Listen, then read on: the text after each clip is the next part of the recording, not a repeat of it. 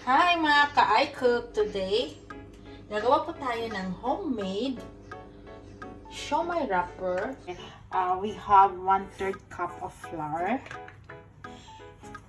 We have cornstarch po. Itong cornstarch po to guys is gagamitin po natin siya pang dust sa gagawin nating wrapper.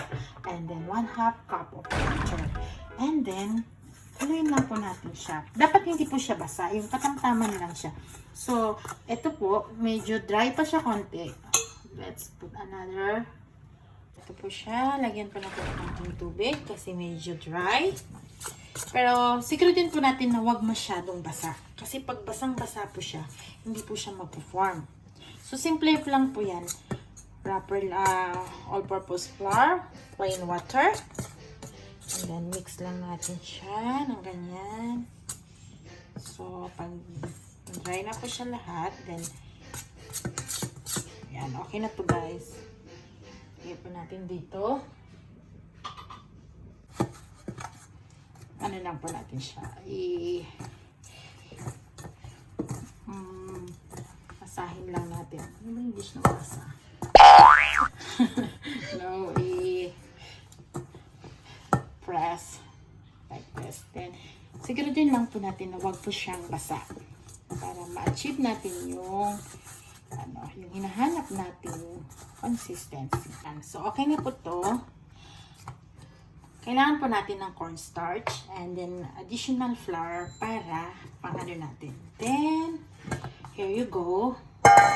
Yung ating pong make sure po na mag-dust tayo ng flour pag ninimid natin siya para hindi po siya sticky.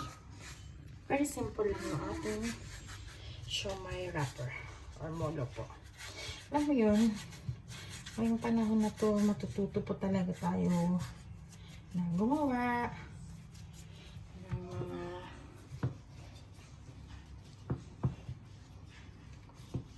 yung dating binibili lang natin siya. Wala tayong time. Pero, yan, inid lang po natin siya.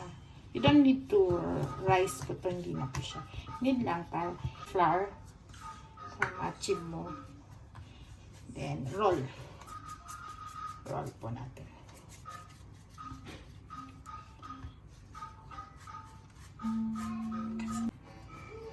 And then, make lang po natin na ganito siya. Inid. And then, kakailanganin po natin ng dough cutter, knife, or anything po. Pwedeng pang cut. Then, cut natin siya. Ayan. Keep mo dito yon.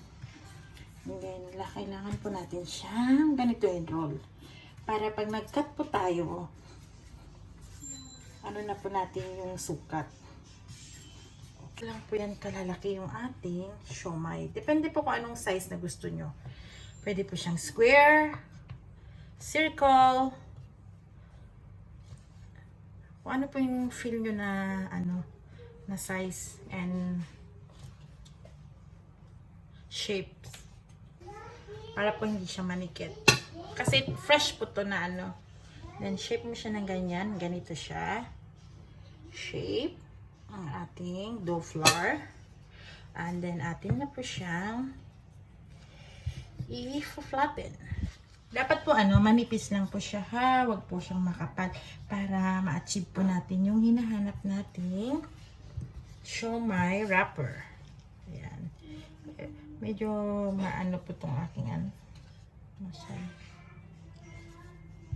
Ayan. I-dash lang po natin ng cornstarch para po hindi siya manikit. Okay. Gumamit ako ng mas maliit na yung pang knead kasi yung malaki po na pang bread, masyado yung force is napakabigat. So, yung force po niya sobrang bigat. Then, hindi ka makakabuo ng ganun kanipis. Parang nagiging super flat. Ito na siya, yung ating siomai wrapper. Pero, kung gusto niyo pang mas manipis, you can do tapos stretch lang mo yan. Lamid mo lang yan. Marami po kasing nag-request mga ka-I cook na kung pwede ko ba daw ipakita yung ginawa ko last time na homemade wrapper. So, ito na. I'm trying to show you po para makagawa din po kayo. Yung hindi na po natin kailangan bumili sa labas. Lalo na ngayon, napakahirap po lumabas.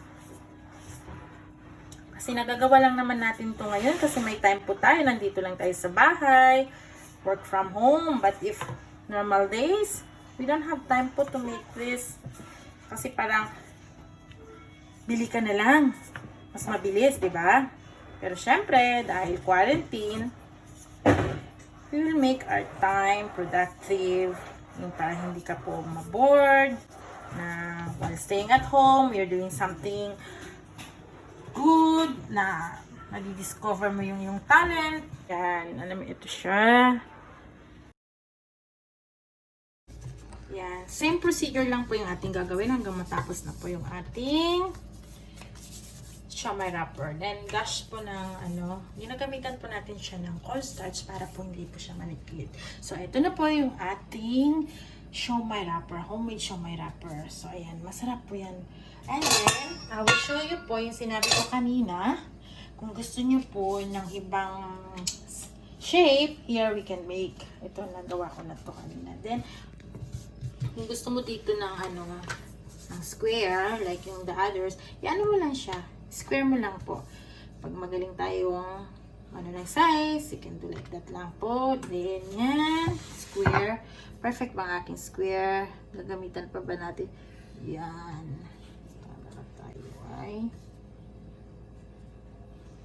Yan. Ano ba to? Square? Then, here you go. Yan. Ito po yung ating square shape. Yan. Lagyan mo lang yan ng ganyan. Tada! Kalas! Then, pwede nyo itong store sa fridge. Make it sure na lalagyan nyo siya ng cornstarch bago pagpatong-patungin para hindi po siya manikit.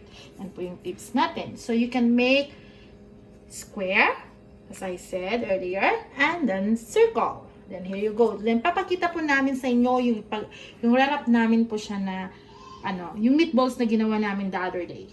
Ito yung ginawa namin the other day, yung meaty, juicy meatballs. So, kung gusto niyo po siyang matutunan, please click link below, okay? Ito po, papakita po namin kung paano natin gagamitin yung ating homemade siomai wrapper. Okay? Actually, yun siya siomai, dapat fresh. Kaso, kailan ba yung tinry ko the other day? Masarap po pala siya yung fried. Crispy na siya. Parang wonton crispy. Masarap. Mas bet ko siya, mga ka-cook, yung wonton. Ganyan lang siya. Actually, you can do yung paano pag-wrap. Yan, ganyan lang, flour. So, we have lots of technique. Kasi, na to nakook ko na kasi the other day. So, here you go. Ganyan lang po yan. Okay? Then, hindi nyo na po kailangan ng water dito kasi fresh na to yung ating wrapper. Fresh. Kasi usually, pag yung yung nabibili natin, di ba? You will use pa wet water. Anong wet water? Water. Ito hindi na. Mo lang siya.